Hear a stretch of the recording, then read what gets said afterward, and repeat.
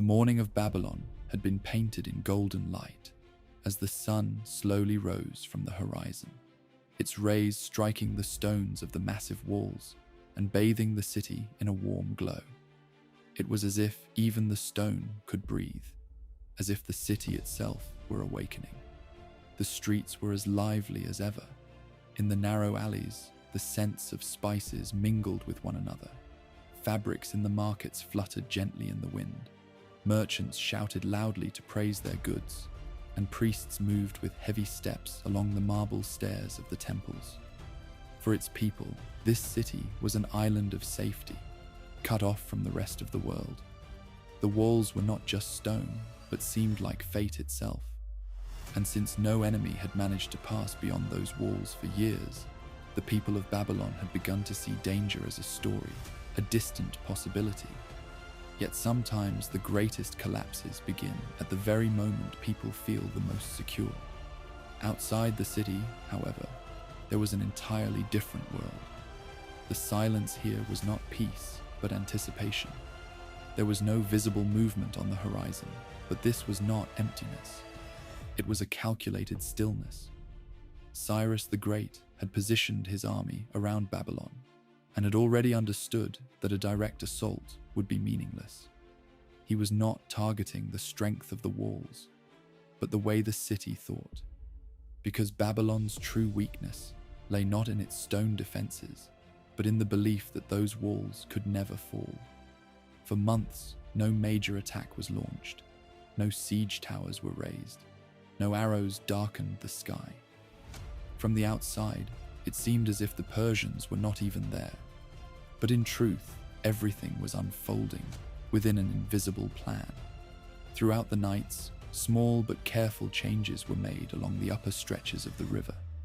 The flow of the Euphrates was studied, the direction of the water measured, the slope of the land calculated. This was not an attack, but an attempt to rewrite nature itself. The river was not suddenly cut off, because in this city, any sudden change would have meant alarm. Instead, the power of the water was gradually reduced, redirected into certain channels, and in some places the structure of the soil was altered to slow the current.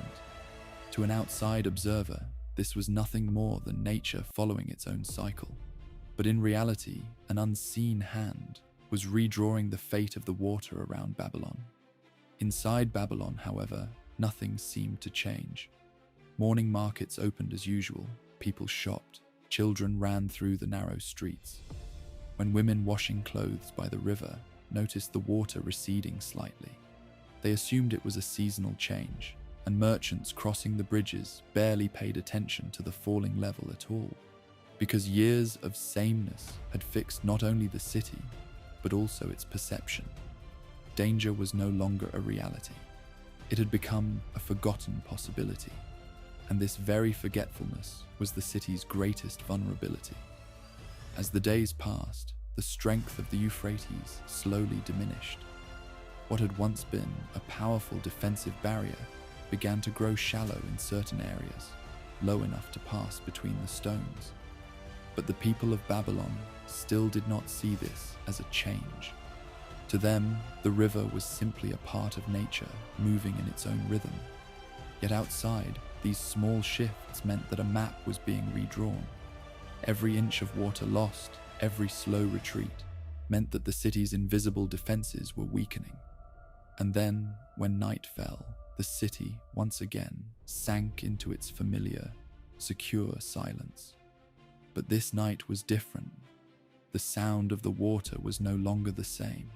The river no longer flowed with strength, but like a breath slowly withdrawing. As the moonlight shimmered on its surface, in some areas the ground had nearly emerged, and certain points had become passable. This was the moment the Persians had been waiting for. There were no cries, no sounds of battle, only silent steps moving through the water. When the soldiers entered the river, it was no longer an obstacle, but an unseen path leading them into the heart of the city. Babylon was asleep. People were lost in their dreams. The streets were silent, the walls still stood tall. But the fate of the city was changing that very night. Babylon did not realize that the enemy had not reached the gates, but that the gates had already been opened. And when morning came, nothing would be the same, because some cities are not lost by conquest, but by being entered unnoticed. And Babylon, in the shadow of its own confidence, was quietly drifting toward one of history's greatest silent collapses.